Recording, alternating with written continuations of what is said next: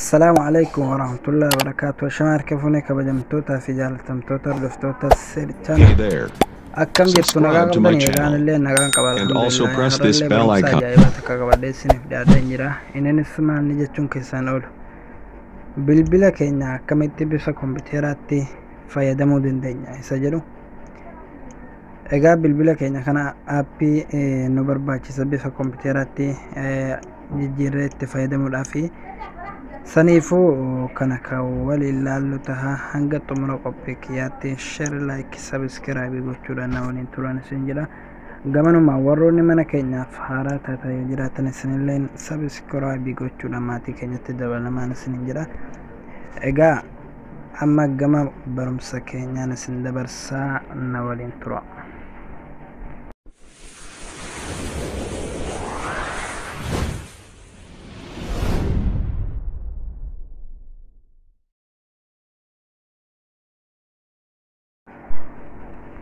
egaa bilbila keenya bifa kompiitaraatiin fayyadamuudhaaf application nu barbaachisa applicationitti isinanii subscribe to my channel application kana lafti and also press this bell icon description box linki jalqabaarra isiniif kaha akkasuma Play Store keessan irratti argachuu dandeessanii garummoo nu gabaabumattanii namni viidiyoo kana ilaaltan hundi keessanuu barreeffama viidiyoo kiyyaarra yoo dhaytan yeroo takkaadhaaf aappii asitu qabuufadha bakka jedhu sana irratti dhaytanii haala salphaa ta'een linkii saachisniif kaa yeroo achirra barreeffama sanarra yeroo dhaytan Play Store keessan irra singeessaa waa Play Store keessa seentanii akka haraa search gootanii barbaaduu sun taane haala salphaa ta'een barreeffama viidiyoo sanarra dhaytanii barreeffama viidiyoo sun immoo Play Store irra singeessaa jechaadha saniifuu haala salphaa ta'een haala kanaan siniitiin kaal sanaan buufachuu dandeessan isin jira amma mee keessa sheennee takka takkaan kan wal ilaallu taha irratti ni dhoynaa jechaadha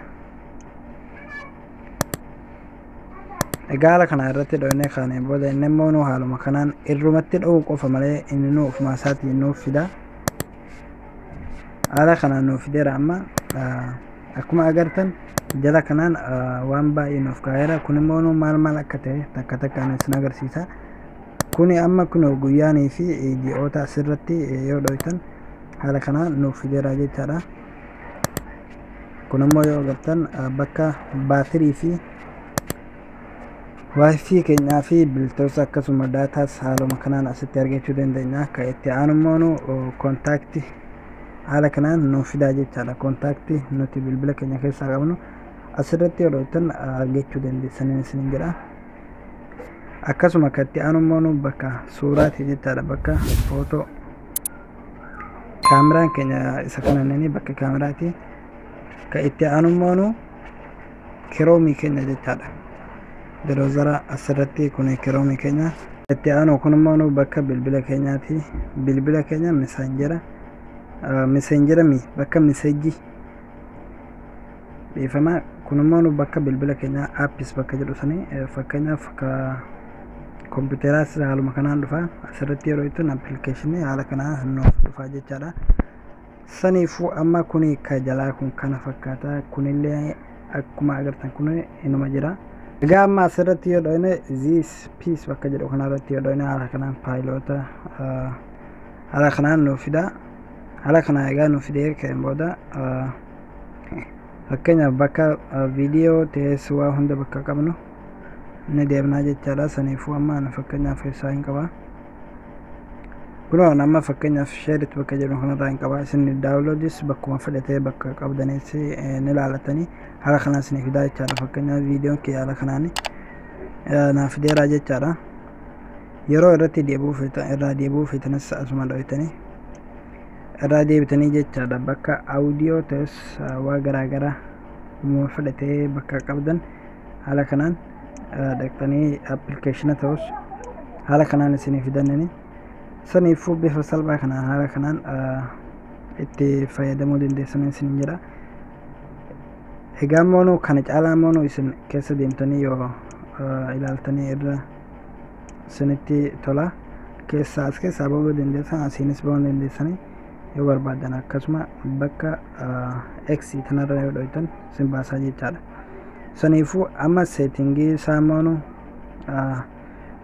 fakkeenyaaf wallpaper isaa qayaruu yoo feetan haala kanaan isinii fida. Haala kana egaa isinii fideen ka'een booda irrumatti dhoytanii jechaadha. Akka barbaadan takka irrumatti dhoytanii fakkeenyaaf mee kameraatiin dhaha.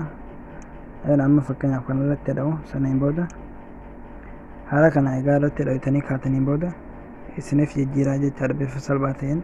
Kun amma naaf jijjiireera. Saniifuu akkasuma settingii kanarra bakka settingii kanarra yoo seentanii moonu haala kanaan waan baay'ee isiniif fida. Kun amma kuni kalara jijjiiruu jechaadha. Haala kanaan asirratti yoo dhoytan kalara kan feetan filattanii ka jala kanatti mul'atu jechaadha. As jalatti kan mul'atu haala kanaan jijjiirachuu dandeessanii. Settingii kana asirratti takka yoo qabdanii haala kanaan isinii bahuu danda'a. Saniifuu moonu asirratti yoo dhoytan kun settingichuma asirratti dhoytanii argachuu dandeessanii jechaadha. Saniifuu amma haala kanaan barreeffama moonu foontii saayiza isaa akka barbaadanitti jijjiirachuu dandeessanii. Kun akkuma agartan jijjiiramu jira. Akka barbaadanitti irra kaachuu dandeessan. Amma fakkeenyaaf kanuma lammaffaa kan tokkoffaa kanarratti soo akkuma barbaadanitti jechaadha. Asiinillee kunoo akka barbaadanitti irra kaachuu dandeessanii.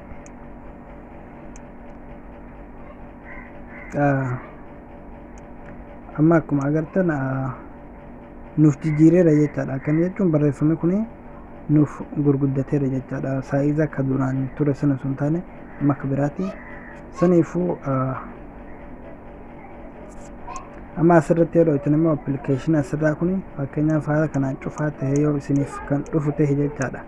Wanni takkaan amma asirraan hin jiru jechaadha. Saniifuu kana baasachuudhaaf wanni gootan asirratti ni qabdanii egaa asirratti dhoytanii kaataniin booda haala kanaan itti babbantanii jechaadha. Haala kana egaa bantanii kaataniin booda kunoo appilikeeshinii haala kanaan isiniif ni da'amaa jechaadha.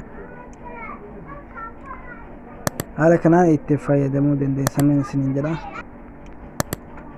Asirratti egaa dhoytanii kaataniin booda waan barbaadan haala kanaan fakkeenyaaf haala kanaan nuuf deeraa jechaadha. Asirratti yoo dhoyne amma fakkeenyaaf as bakka muuziqaan kan jiru nu geessaa. Saniifuu haala kanaan gubbaa irratti nu baaseera jechaadha ofuma isaatiifuu. Saniifuu haala kanaan haala salphaa ta'een fayyadamuu dandeenya jechaadha. Wanni kun haala kanaan irratti hidhattan yoo gara bilbila keessanii deebisuu feetan akkamitti deebisan bilbila keessanitti akka duraanitti akkamitti deebisuu dandeessan isa jedhu. Fakkeenyaaf haala kanaan appilikeeshina sana barbaadanii jechaadha. Fakkeenyaaf eessa jira?